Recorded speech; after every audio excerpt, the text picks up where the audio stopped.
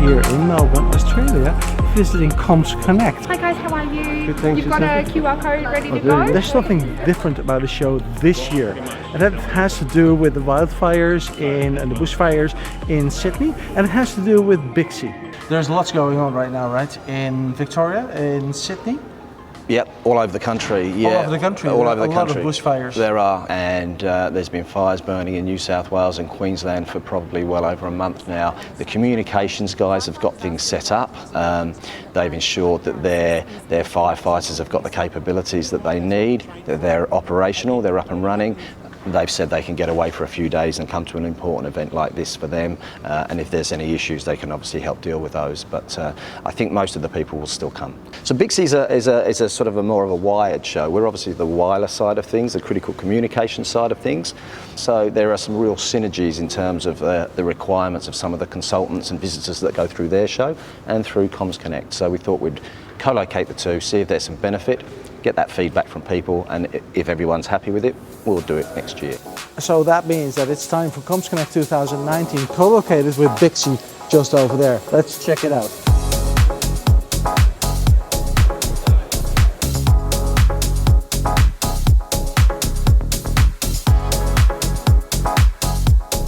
I'm here at the booth of Hytera with the four wings actually. They have four wings. One wing is Norsat, one wing is Zetron, the other one is Sapura, and we have a wing with Hytera. Hytera, of course, and Hytera is in the middle, of course. So, Terry is responsible for Australia, New Zealand, and this region actually. And Terry, we had an interview last year. What happened since 1 year? Great, and since last year we have integrated the company more, as you can say. So there are more activities and between Hytera all different sub-brand like Norsat, Sinclair, Teltronic, as well as Sapura.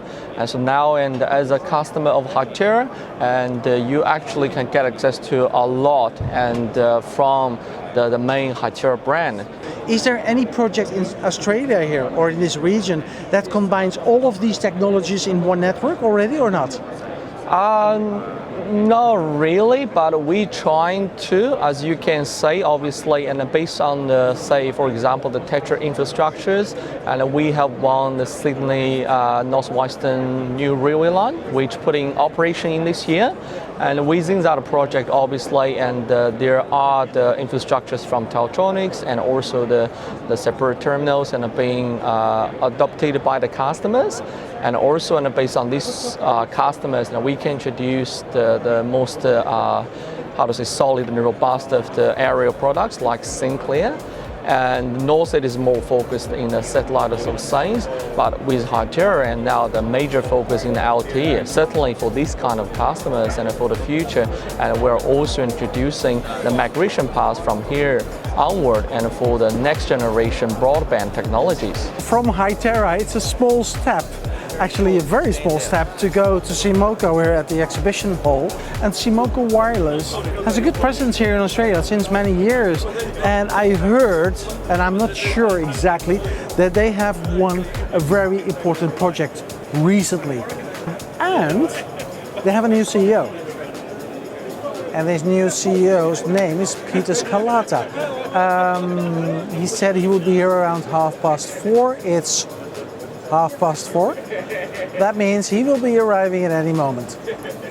So the Simoco XD is one of their range of devices actually, and they got a lot of radios being developed for example, for mining. They're good at mining and transport, and what I can do here at the exhibition, I can scan the QR code, which is right here, and I can download the brochure directly. That makes life simple and it saves on paper, and it's much more quicker. Good. Peter Scalata, Italian, but actually Australian. Full Australian, Aussie. I'm full Australian. Full Australian. I'm Oh, Aussie, the name that's is right. only Italian. So Peter, you're just recently been appointed as CEO of Simoco Wireless Solutions Australasia, right? Absolutely correct. And to confuse you, grazie tante. So I'll do a bit of Italian for you. Okay, good. Absolutely right. What is the big task for you? Okay, that's a good question. Look, for us, we have a pretty good product business as we stand. But for us, it's to grow our solution business, especially in DMR Tier 3. So we've been looking at markets here. We've been trying to grow it into areas such as mining, also in local council, and also public safety. But the main areas I would say that we're really looking at the moment is more so mining and also local government. Okay, so when we talk about DMR Tier 3, I heard you won an interesting project recently. Can you explain a little bit more about that? Oh, absolutely, I'd love to. So this is a project that we won for the regional council in the state of Queensland, which is one of the biggest states here in Australia. And it's for a council called Toowoomba. And Toowoomba is about 130 kilometres west of Brisbane. Brisbane is the capital. And they're actually in an interesting area, which is quite a large, one of the largest actually municipalities in Australia. So we set up for them a 10 base site system, and what they wanted to do was they had big floods in 2011 where they had disparate radio systems that couldn't talk to each other. So they wanted to put in one single radio system across the council so that they could communicate and support getting people out in emergency situations. So why did they pick DMR Tier 3? Because they could have picked P25 or Tetra or any other technology nowadays? Look, good question. And look, they're all good technologies. Yeah. So for them, the cost effectiveness and also the expansion opportunities, and also the fact, so for example, we put all these radios in their vehicles, they can now see with our dispatcher systems where exactly all their people are. Which is a health and safety issue. They also have lone worker, they have man down, which they didn't have previously. Also the expandability to use some of our, what we call our pulse systems, which are modems, and the idea that they want to do with that is for IoT, so that they can measure different sensors and so forth throughout the whole council, and they can do it through their own private network, so they don't actually have any additional costs through telecom support and so forth. So there are many reasons there, but the functionality of DMR Tier 3 is very good call quality and also the expandability and IoT. So this little booklet shows exactly all of the streams that are out there. It shows also a nice profile of the speakers that are running the workshops and the master classes and so on. And also it shows all of the exhibitors, what the competencies are. Well, there are a lot of them here. It's extremely crowded already. It's just, the show has just begun actually for 1.5 hours. And that means lots of business to be done over here.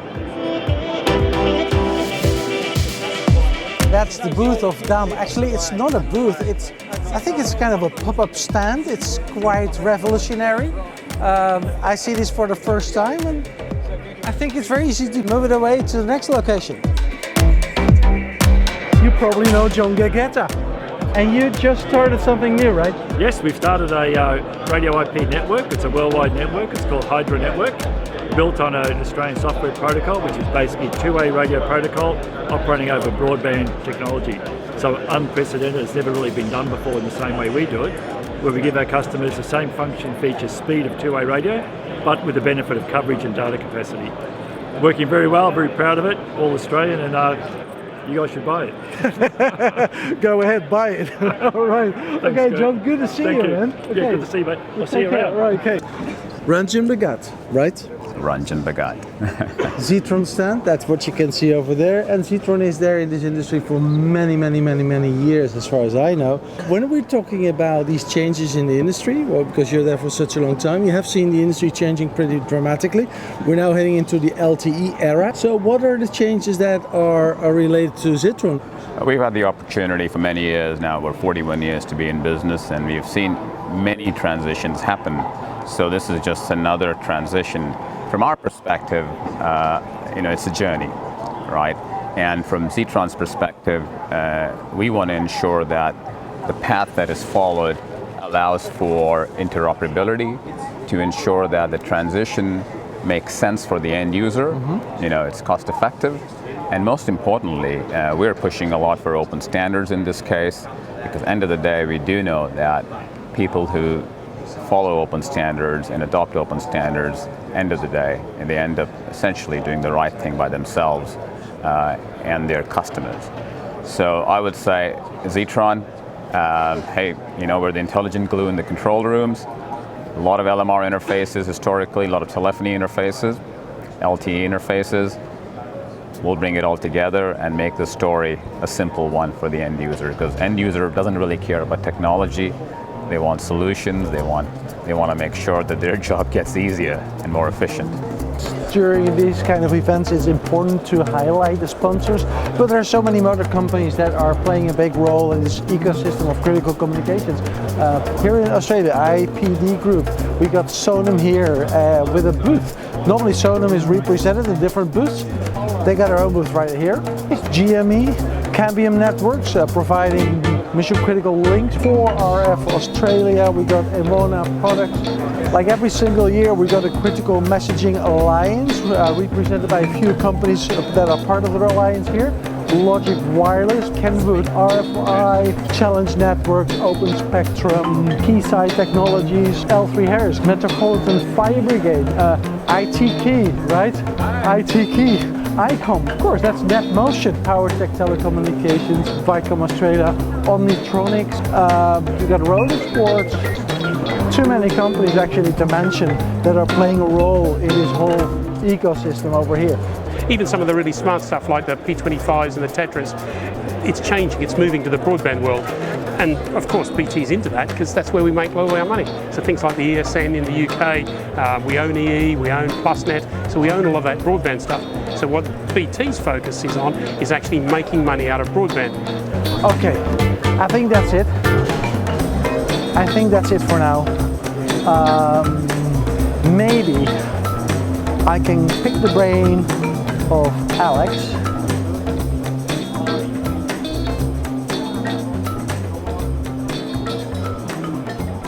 How did you like the show? No, Comms Connect has been absolutely fantastic for Telstra. It's a pleasure to be here as the innovation partner. It was an amazing event. All right, so do you like the development that's going on right now? Because there's so much going on in our industry, right? Oh, absolutely. You can imagine back a number of years ago when it was predicated around land mobile radio networks. Now, of course, we have the exciting world of mobile broadband and public safety mobile broadband capabilities. And today we're discussing next generation 000 and 911 type capabilities. Absolutely fantastic. You're looking forward to next year? Oh, you bet. We'll be here. So I'm not lying to you when I say this is a huge event. Radio communications has never been that big here in Australia as today. And as I said already earlier in other vlogs, the whole industry is merging together with the regular telecoms industry. And that's why you see so much expansion actually of this industry. I'm glad to be a part of that. So people will walk into this room in about 10 minutes. It's completely empty right now, but I will bet in about 15 minutes, it's jam-packed. Thank you so much, bye. Okay, so that's the way to go out. Let's see how far they are with the drinks. We had the first drinks in the exhibition area, and now we have the second drinks into this area. This is Australia, they keep on drinking here, unbelievable.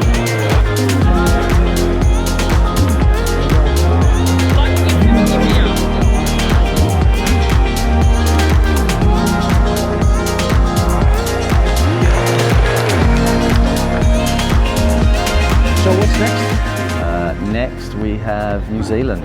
And then when is it? Not until May, so we've got a few months between now and then, which is great, and a long Christmas break. And we'll see you next year, right? We will.